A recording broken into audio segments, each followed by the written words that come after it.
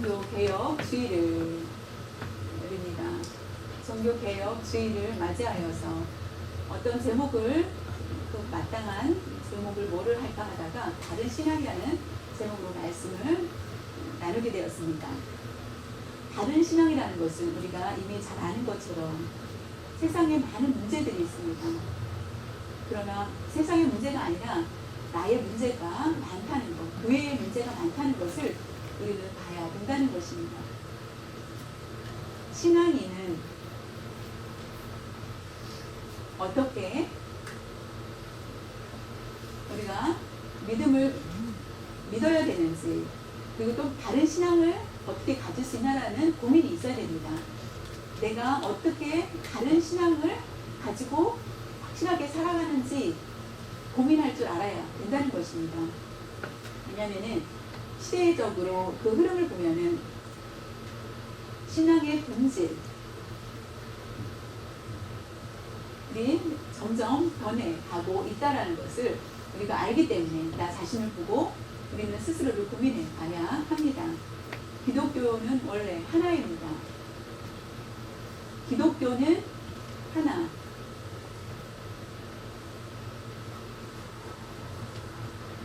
중세시대 때에 가운데에 모세기에서 그 사이에 보면은 모세기 때 보면은 기독교의 색깔이 점점 변화가 되기 시작을 하여서 어긋나게 길로 나아갑니다. 그래서 개혁하는 자들이 일어나게 됐고 그것을 반박하며 그것이 잘못되었다. 그것을 고치고 다른 길로 나아가야 된다.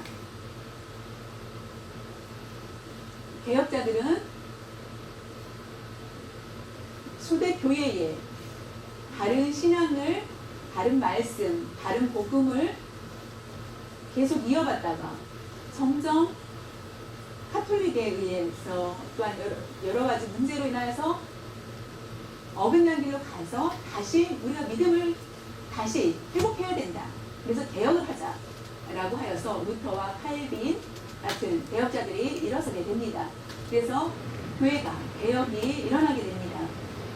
이탈되었던 기독교인들이 다시 제 길로 나아올 수 있게 된 것입니다.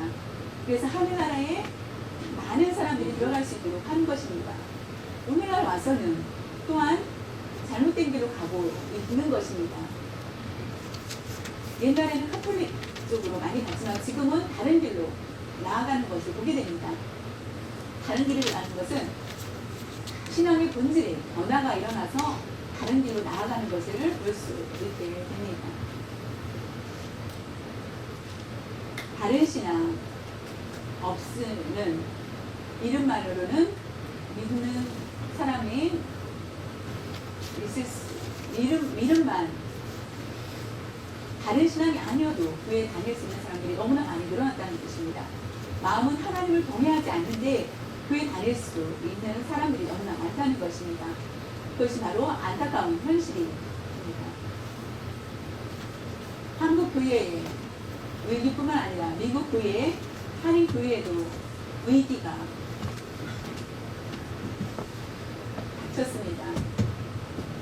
그것을 볼 때 우리가 우리 자신을 진단해 볼 필요가 있습니다. 현대 교회에 보면 상업주의로 많이 변화가 되고 있고 종교다원주의로 여러 종교, 여러 신을 믿어도 된다라고 생각하는 그런 모습으로 변화가 되고 있다는 것입니다. 특별히 오늘날 교회에 루터와 어거스틴 같은 정신을 가지고 있는 이신칭의라고 예수님을 믿으면 의롭게 된다라는 이신칭의의 사상들이 너무나 많이 변화가 되고 있습니다. 중세 교회의 천주 부교의 그런 모습으로 유대주의의 모습으로 율법을 행위로 구원을 받는다. 행위가 있어야만 구원을 받게 된다라고 하는 그런 모습으로 변화가 되고 있다는 것입니다. 그것은 바로 신앙의 본질이 변화가 됐다는 것을 우리에게 보여주고 있습니다. 우리의 정신은 우리가 바른 신앙인지 다시 한번 살펴보아야만 합니다. 혹시나 여러분 중에 바른 신앙이 무엇인지,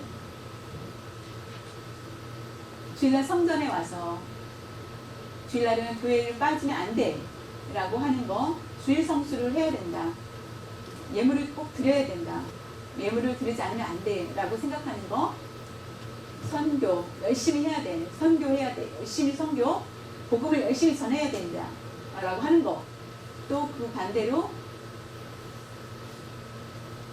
술은 안 돼, 내가 술을 마시지 않았어, 나는 술을 안 마실 거야, 담배도 안 하고 제사도 안 지내고 제사도 안 지내고 하는 거, 그걸 가지고 천국에 들어갈 자리가 그렇다면 천국에 들어갈 거라고 생각하는 것, 스스로 그렇게 생각을 하면서 그 일들을 행하는 것은, 그것은 잘못됐다는 것입니다. 주의를 잘 지키고 11조와 선교와 그것으로 천국에 들어가는 것이라고 생각을 하는 것이 문제라는 것입니다. 그것은 바로 행위의 구원입니다. 그것은 잘못되었다라는 것을 우리가 알아야 된다는 것입니다. 대부분 교회에 바른 복음을 듣지 못하고 바른 말씀을 전해도 그것을 받지 못하고 소화하지 못하는, 바른 복음으로 그 안에 채웠을 때 내 마음이 시원하다, 행위로 구원을 받는 것 확실하다, 그러면 천국에 들어갈 수 있을 거라는 거, 가만히 있는 것은 너무 답답하지 않니? 우리가 주일날 예배드리고 헌금을 하고 복음을 전하고 할 때 하나님이 나를 보시고 천국에 들어갈 수 있는 자격을 주실 거야 라고 생각을 한다는 것입니다. 특별히 예수님을 믿는다면 건강의 축복을 받는다 라고 생각을 합니다. 부자가 될 거다 라고 생각을 합니다. 헌금을 많이 드리면은 천대까지 복을 주실 것이다 라고 합니다.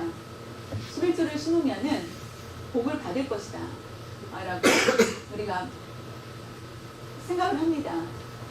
봉사를 열심히 하면은 복을 받을 것이다 라고 생각을 합니다. 성경에는 그와 같은 것이 없다라는 것입니다. 복 받는 방법, 우리가 수고하여서 복을 받는다, 그 조건이 아니라는 것입니다. 복 받는 것은 그 조건이 아니라는 것을 기억을 해야 된다는 것입니다. 내가 재비 잘 안 됐고, 내가 병이 있고, 내가 어떤 죄를 범했기 때문에 이와 같을 것이라고 생각하지 마시기 바랍니다. 그것은 미신적인 신앙의 모습입니다. 그것이 바로 신앙의 본질이 변화가 되는 모습이라는 것을 깨달을 필요가 있습니다. 오늘 우리에게 바로 말씀해 주고 있습니다. 현대 교회의 모습을 그대로 보여주고 있습니다. 바리새인의 모습을 우리에게 보여주고 있습니다. 하나님, 저는 토색한 일이 없습니다. 부정한 것도 없었고 가늠한 적도 없고 저를 칭찬해 주십시오 라고 합니다.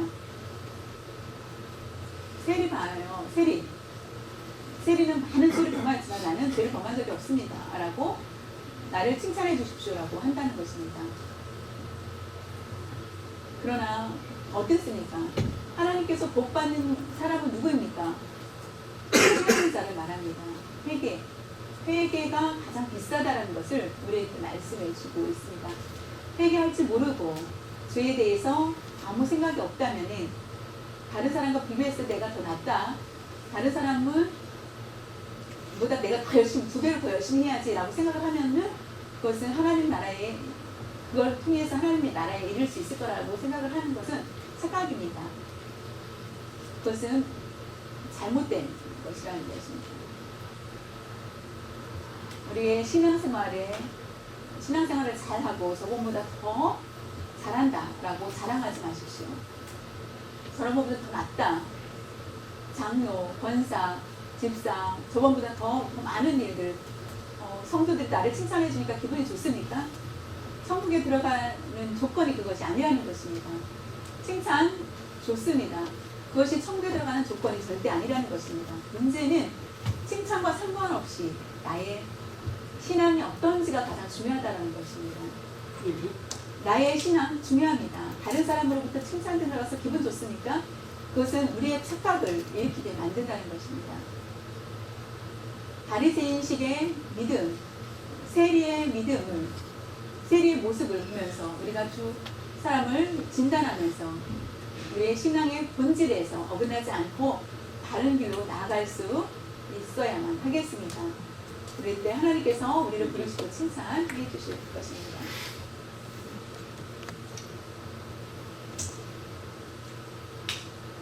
충격적인 것은 예수님께서 비유로 말씀하십니다.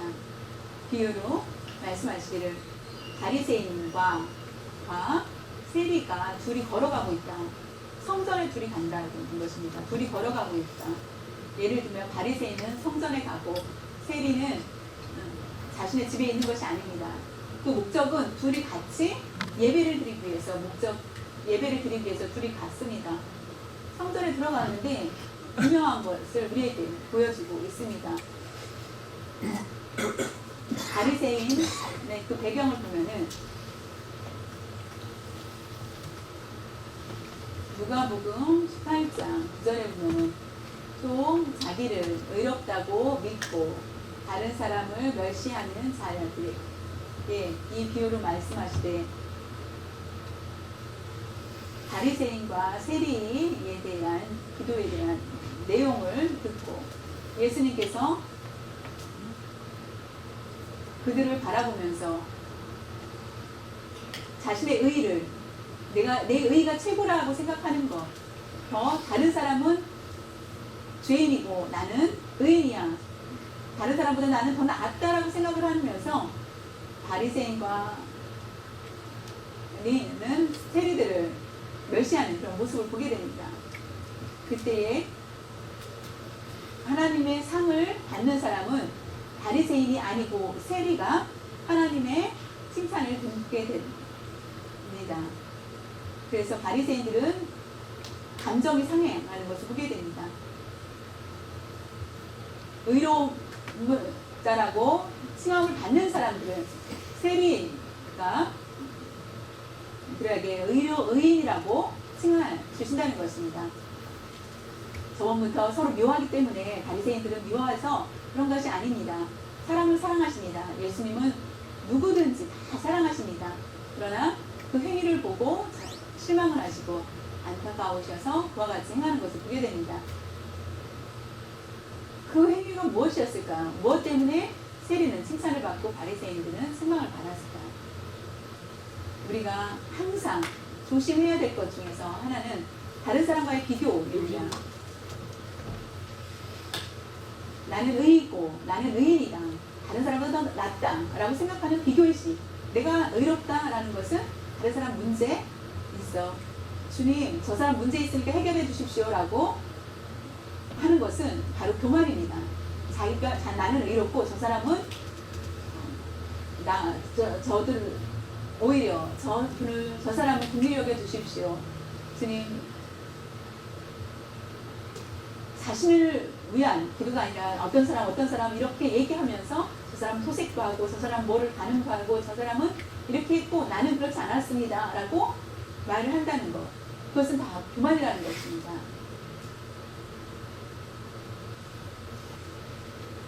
그것은 바로 하나님의 말씀을 불순종하는 것입니다. 세상보다 내가 더 낫다라고 표현하는 것, 자랑할 것은 하나님의 자녀된 것을 감사하며 기쁜 마음으로 자랑해야 되는데 비교해서 내가 더 낫다라고 생각하는 것, 그것이 올바르지 않다라는 것입니다.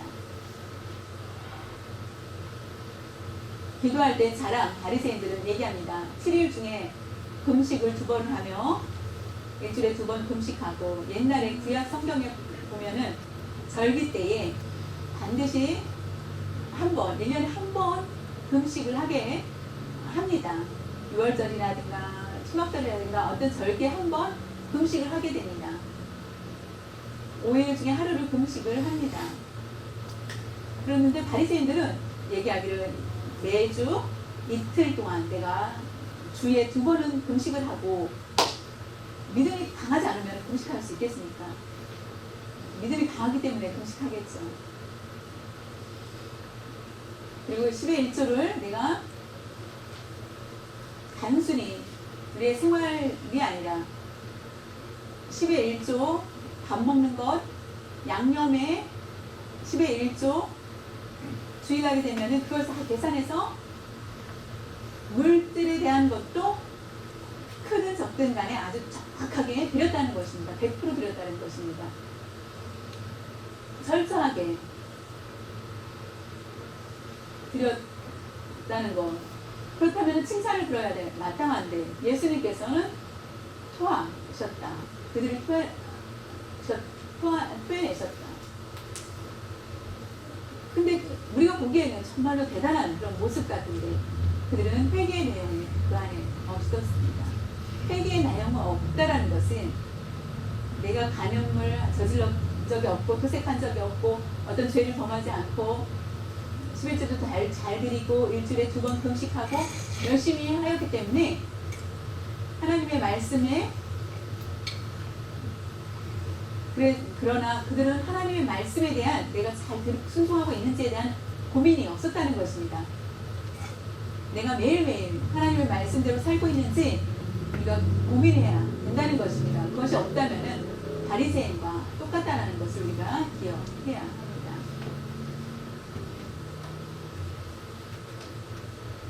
율법은 잘 지킵니다. 율법의 모양은 잘 지킵니다. 율법의 기본 정신도는 없는 것을 보게 됩니다. 율법 중요합니다. 율법 무시하는 것이 아니라 모양만 있고 율법 안에 있는 내용은 하나도 없다라는 것을 보게 됩니다. 그것은 바로 다시 말하면 안과 밖이 다른 모습을 가지고 있다는 것입니다. 바른 신앙을 원한다면 우리가 안과 겉이 똑같아야 된다는 것입니다. 그것이 바로 주님이 가장 기뻐하시는 것입니다. 겉의 모습과 안이 똑같은 것. 어느 남자가 한국 사람인지 미국 사람인지 모릅니다. 외국 여행을 가게 됩니다. 외국 여행에 가서 유럽 쪽에 가서 롤렉스 시계 하나를 삽니다. 롤렉스는 굉장히 비쌉니다. 마음에 들어서 만불에 삽니다. 차 반값이는데 원래는 2만 불인데 할인해서 만불에 한다고 해서 시계를 찾습니다. 그 마음이 너무나 기뻤습니다. 너무나 기분이 좋아서 돌아오게 됩니다. 친구 앞에 막 자랑을 합니다. 친구들 앞에서도 자랑을 기딱하게 합니다. 이거 만불이야 만불. 차값 차 반이나 마찬가지야. 차를 여기다 내가 달고 다닌다 라고 하면서 자랑을 합니다. 근데 친한 친구가 시계 가게를 하는 친구가 있어서 이거 얼마인지 한번 네가 가서 검사를 해봐. 이거 진짜인지 아닌지 잘 모르겠다. 그래서 내가 한 번 더 볼게 하고 나중에 가서 진짜인지 아닌지를 구별할 수가 없는 것입니다. 그래서 명품점에 가서 그것이 진짜인지 가짜인지 확인을 해보라라고 얘기를 하는 것입니다. 나는 잘 모르겠다. 내가 유럽에서 명품을 사가지고 왔는데 진짜인지 가짜인지 모르겠다고. 그래서 소개를 해줘서 명품점에 가서 시계를 검사를 했습니다. 손님, 이거는 가짜입니다. 가짜. 50불짜리 가짜 시계입니다. 충격을 받습니다. 틀림없이 주저앉게 됩니다. 진짜와 가짜가 옛날에는 진짜 가짜 구별이 쉬웠습니다. 세월이 지나면서 진짜인지 가짜인지 진짜 같은데 가짜 같고 가짜 같은데 진짜인 게 너무나 많다는 것입니다. 우리가 눈으로 봤을 때는 진짜 같다, 믿음이 좋다 라고 하는데 하나님 앞에 섰을 때 하나님 눈으로 봤을 때는 긴장을 해야 된다는 것입니다. 우리가 바른 신앙을 갖지 않는다면 별도하고 하나님 앞에 설 수가 없습니다. 왜냐하면 하나님 앞에 설 수 없는 것, 그것은 바로 그 앞에 섰을 때 모든 것이 드러나기 때문입니다.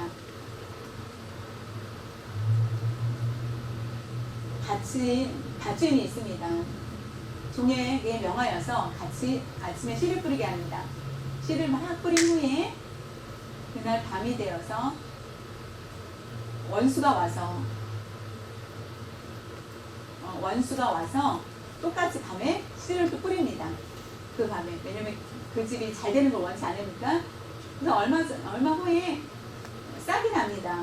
열매가 다른 것을 보고 이거는 가라지가 있구나. 그래서 주인님, 그 밭에 내가 원래는 좋은 씨를 뿌렸는데 가라지가 많이 났습니다. 가라지. 이 원수가 와가지고 밤에 우리를 이렇게 해야를 했구나. 그렇다면 이것을 뽑아할까요? 라고 하였을 때 그냥 놔두라. 혹시나 가라지를 뽑다가 알곡까지 뽑힐까봐 그냥 놔두라고 합니다. 추수 때가 되면은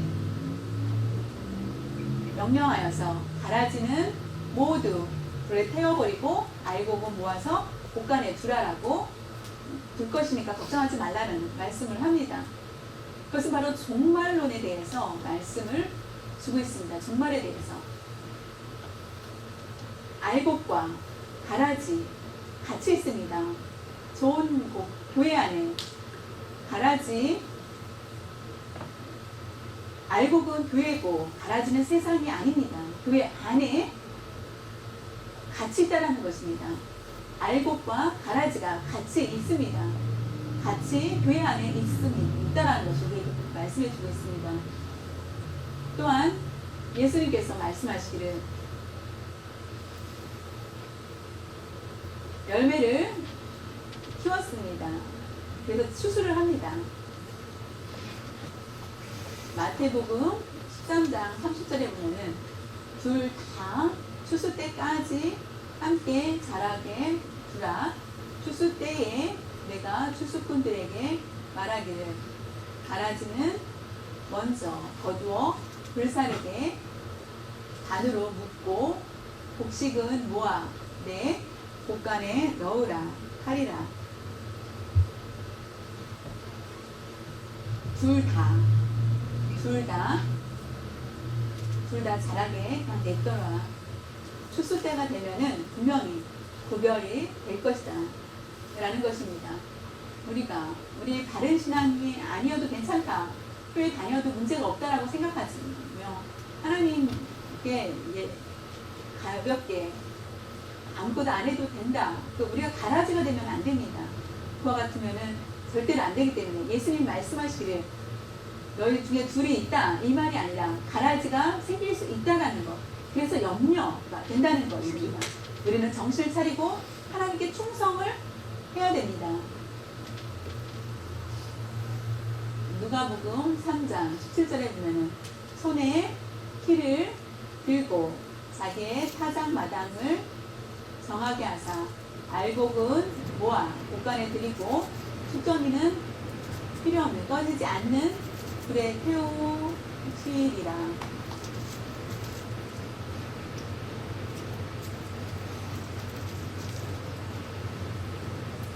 알곡과 숙정이 또 교회에 있다. 공통적인 것은 알곡, 숙정이는 공통적인 것이 있는데 뭐냐면은 너무나 웃기는 것은 겉의 모습이 똑같다라는 것입니다. 숙정인지 알곡인지 겉의 모습을 봐서는 어렵습니다. 똑같습니다. 그러나 추수 때가 됐을 때 타작을 하면은 알곡과 숙정이가 구별이 된다는 것입니다. 알곡은 모아서 곳간에 두고 앞으로 양식을 위해서 두고 필요 없는 것들은 꺼지지 않는 불에 던질 것이다 라고 말씀해 주고 있습니다. 우리가 숙정이가 되지 말고 참으로 알곡이 되어야 된다는 것, 하나님 앞에 언제나 경건한 그런 삶을 잘 감당해야 된다는 것입니다. 우리가 가짜인지 진짜인지 우리는 판단할 수 없습니다. 오직 하나님만이 그 모든 것들을 하시기 때문입니다.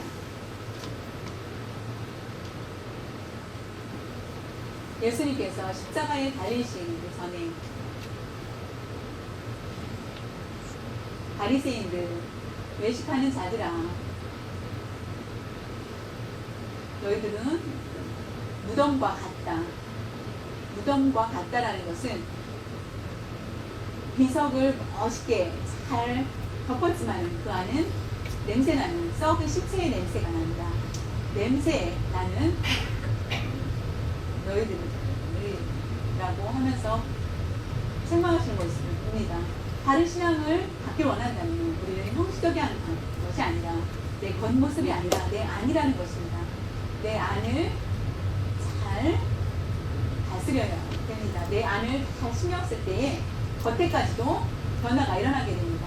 내 향기가 내 안에 있는 향기가 밖으로까지 나오게 되기 때문입니다.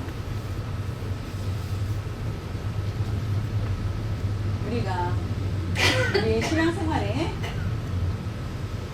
봤을 때 기도하는 삶, 교회를 다니고 헌금을 드리고 봉사하고 이 모든 것들 중요합니다. 천국에 들어가는 것하고는 상관이 없다라는 것을 기억하십시오. 근데 그것을 왜 해야 되냐?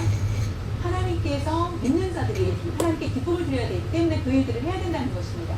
그것을 통해서 구원과는 상관이 없다라는 것을 아시고 믿음을 받은 사람은 하나님의 은혜에 너무나 감사한 마음으로 봉사를 하고 교회 열심히 다니는 것은 하나님께서 나는 버림받아야 될 마땅한 사람인데 예수님의 보혈로 인하여서 나를 구원해 주신 것에 너무나 감사하여서 하나님께 무엇을 드릴 수 있을까라고 하면서 기쁨으로 봉사를 하게 되는 것입니다. 오직 하나, 구원은 예수님을 믿는 믿음으로만 가능합니다. 다른 것이 아닙니다. 믿으면 구원 받습니다. 의롭다 칭함을 받기 때문에 그것을 감사한 마음으로 우리가 어떻게 하면 하나님께 기쁨을 드릴 수 있을 것인지, 그래서 너무나 감사하여서 봉사하는 것입니다. 예배를 드리고 예배를 철저히 드리고 기도하고 찬양하고 말씀 듣고 곧 하나님께 기쁨을 드리기 위해서 하는 것이지 그 행위를 통해서 우리가 구원을 받는다는 것이 아니라는 것을 알아야 된다는 것입니다. 세리를 보면은 우리가 비교했을 보았을 때 우리가 더 나을 거라고. 왜냐하면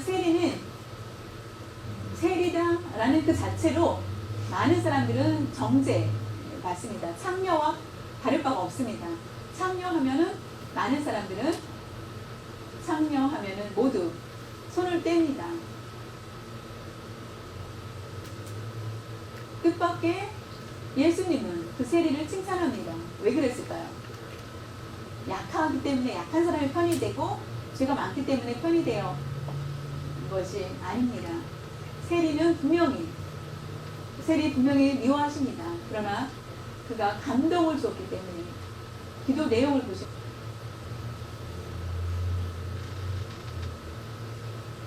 하나님을 바라볼 자신도 없고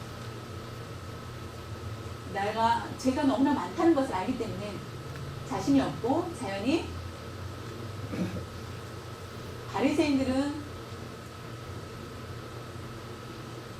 서서 기도도 하고 하는데 자신은 그렇게 할 수도 없고 하나님을 바라볼 수도 없고 탄식이 나옵니다. 나는 왜 이렇게 이와 같이 죄인인가? 나는 죄인이고 나는 이와 같이 하나님의 말씀을 어기지 못하였고 나는 너무 이런 죄들을 범하였다라고 하는 그 모습을 보시고 오히려 칭찬하십니다. 그것이 바로 회개를 얘기합니다. 회개한 거.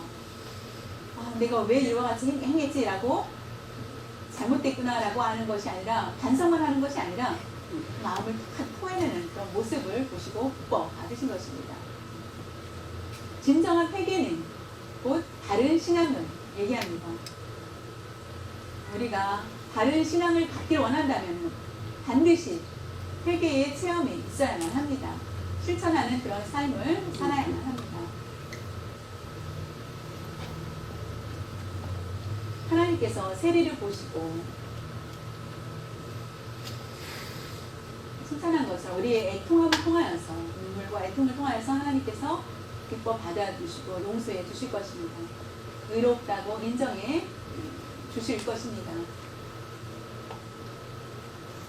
그래서 집에서 평안하게 잘 수 있도록 하여 회개 후에 할 수 있도록 하여 주신 것입니다. 세리는 사람들 앞에서 자신이 많은 욕을 먹는다는 것을 알고 있었습니다. 그러나 하나님 앞에 죄인이라는 것을 강하게 인식한 것을 보게 됩니다. 사람들한테 들켰으니 어쩔 수 없다 라는 세리로서의 삶이 어쩔 수 없는 삶이야 라고 생각하지 않았다는 것입니다. 하나님 앞에 죄를 범하면서 내가 어떻게 이것을 깨끗이 할 수 있을까 라고 하면서 고백한 것입니다. 회개의 고백을 한 것입니다.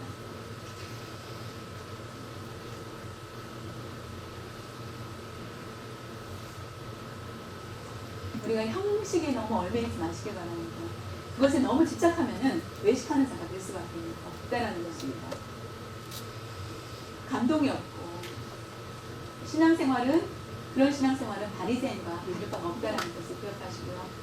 마음이 다른 신앙생활을 하지 안과 밖이 다른 그런 신앙생활이 아니라 내 안과 겉이 똑같은 그런 신앙, 내가 정말로 울며 탄식할 수 있는 그런 믿음을 가질 수 있기를 바랍니다.